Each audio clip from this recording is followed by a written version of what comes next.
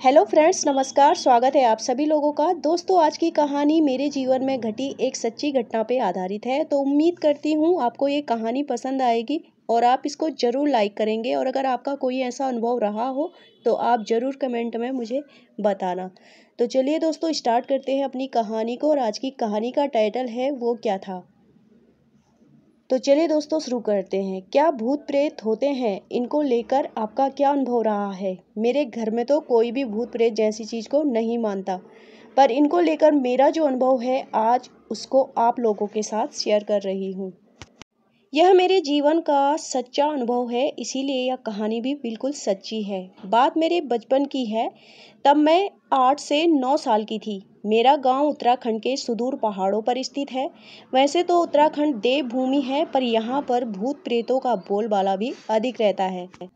माना जाता है कि कुछ शक्तियाँ तो यहाँ के वनों, पर्वतों, जल स्रोतों, यहाँ के प्राकृतिक संसाधनों की रक्षा करते हैं। और खुद देवताओं ने उनको यह अधिकार दिए हैं कि जो भी स्थलों के नियम कानून तोड़े तो वो उन्हें दंडित कर सकते हैं। यह सब बातें हमें बचपन में ही बताती जाती थी कि कोई नदी नाला या पानी का सोता हो तो वहाँ पर ना तो थूकना है, ना ही पेशाब करना है और ना ही पानी में मस्ती करना है, वरना पानी वाला भूत पकड़ लेगा। ठीक इसी तरह से वीरान जगहों, पहाड़ों पर न खाना, न पीना, न जोर से हंसना, न रोना, ना ही जोर से गाना और नाचना तो बिल्कुल भी नहीं। और वैसे भी छोटे बच्चों को तो भूत जल्दी लग जाता है। इन सब बातों से हमें खूब डराया जाता था और सब इन नियमों को मानते भी थे। पर आज के लोग ज़्यादा ही निडर हो गए हैं, इसीलिए तो जंगलों में, नदियों के किनारों पर मांस मछली पकाकर खा जाते हैं और वहाँ पर कई फालतू कूड़ा और प्लास्टिक छोड़ आते हैं। और पता नहीं कोई भी प्राकृतिक शक्ति क्यों इन लोगों को दंड नहीं देती है। आज उत्तराखंड के नदी नाले, पर्वत, वीरान स्थल पिकनिक स्पॉट बनते जा रहे हैं और अपनी दिव्यता हमारी देवभूमि खोती जा रही है। सच में भूत भी नहीं और देवता भी नहीं इन व्यभिचारी लोगों को रोक रहे हैं। खैर, मैं अपनी बात पे आती हूँ। मैं करीब 8 से 9 साल की थी। मुझसे बड़ा भाई था जो मेरा बहुत ख्याल रखता था, पर जब कभी उसे घर से दूर कहीं जाने का मौका मिलता तो मैं भी उसके साथ जाने की जिद करती।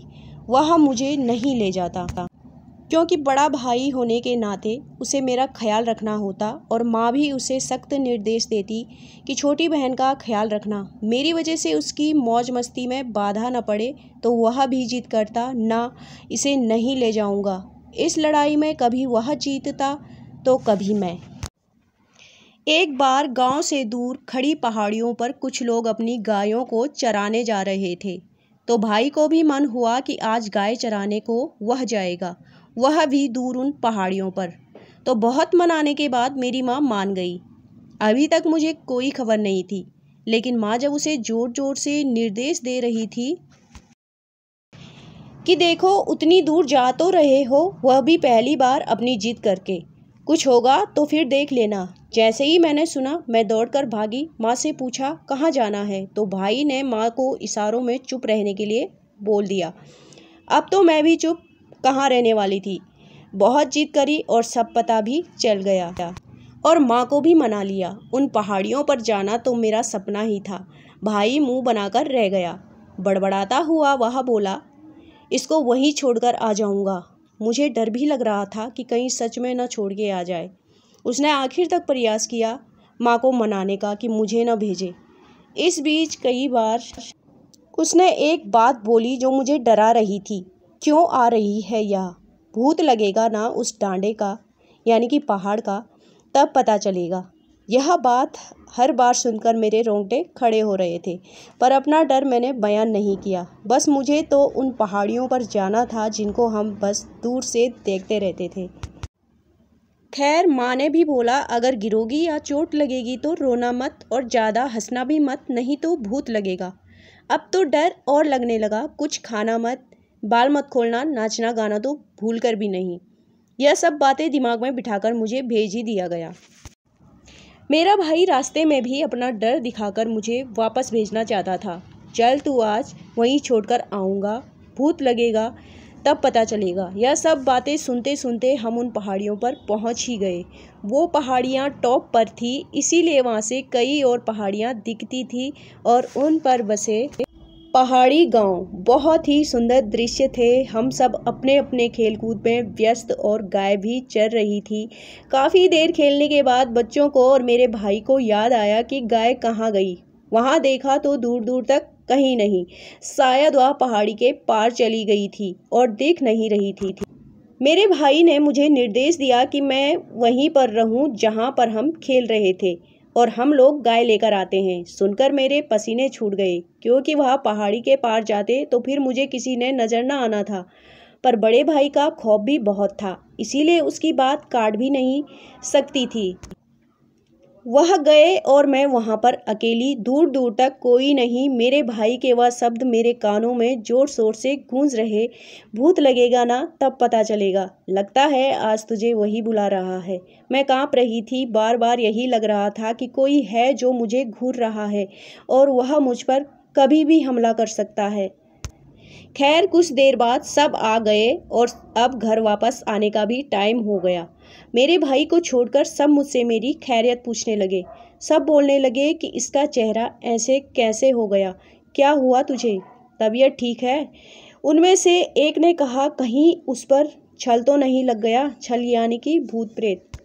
इस बात से मुझे और डर लगने लगा। वह मेरे भाई को भी बोलते, देखना इसे, तो इस पर वह बिगड़ जाता और कहता, क्या हुआ है उसे? कुछ नहीं, और कुछ लग भी गया होगा तो ठीक ही है, ज़्यादा बन रही थी।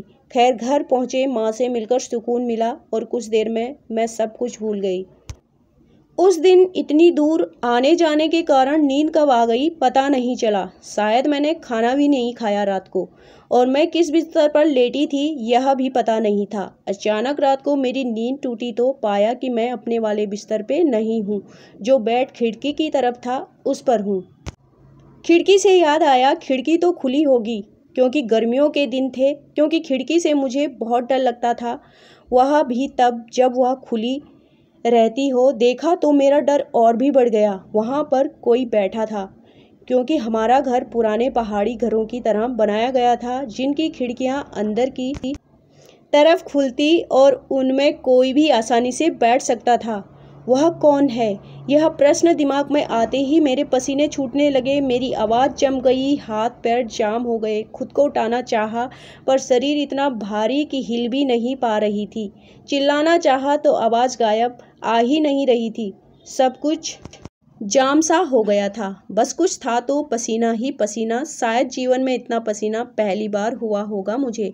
खैर यह तो मेरी स्थिति थी। अब वह कैसा था यह बताती हूँ। मैंने देखा खिड़की में कोई चीज़ ऐसी है जो बिल्कुल इंसान की परछाई की तरह थी, बिल्कुल काला। उसकी ना आंखें थी और ना ही उसका नाक मुंह, बस सिर्फ इंसान की परछाई जैसा। और हैरानी की बात यह कि कमरे में अंधेरा था, उस अंधेरे में भी वह काली चीज मुझे दिख रही थी। यह बात आज भी मुझे हैरान करती है कि उस घनघोर अंधेरे में कोई भी कैसे नजर आ सकता है। मैं तो कुछ भी नहीं कर पा रही थी।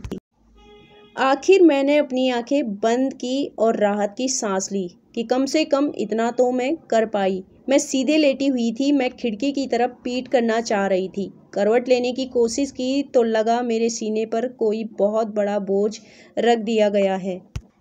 एक सेकंड में समझ आ गया। जैसे ही आंख खोली तो जो लग रहा था वही था। वह मेरे सीने में आकर बैठ गया, सिर्फ एक परछाई सा।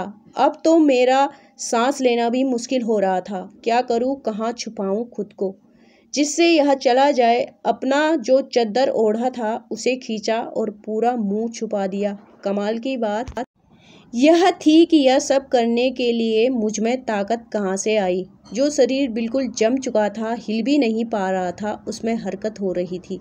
पर दूसरे पल सब समझ में आ गया।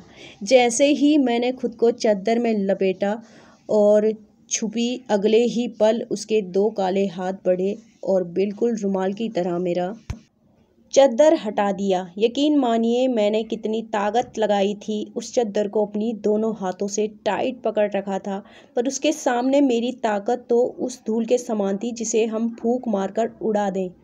मुंह से चद्दर हटते ही हम एक दूसरे के सामने थे। वह मेरे सीने पे बैठा और मेरा मुंह उसकी तरफ, बिल्कुल आमने सामने। मुझ में उसे देखने की हिम्मत न थी। फिर से चद्दर खिसकाया और अपना चेहरा उसमें दबाया। अंदर की तरफ से दोनों हाथों से चद्दर को जितना दम लगा सकती थी उससे ज़्यादा दम लगाकर पकड़ रखा था। जैसे ही मैं खुद को चद्दर में छुपाकर चुप होती, वैसे ही वो अगले पल वह मेरा चद्दर हटा देता, बिल्कुल कागज की तरह। ऐसा लगभग 5 से 6 बार हुआ। वह एक तरह का खेल मेरे साथ खेल रहा था, पर मेरी तो हालत ख़राब थी। जब मैं थक गई, मैंने अपने दोनों हाथ अपनी आंखों पर रख दिए और बहुत कोशिश करने लगी कि भाई को आवाज़ दूं जो उसी कमरे में सो रहा था। पर मेरी आवाज़ जम चुकी थी, मेरी सांस भी नहीं जा रही थी।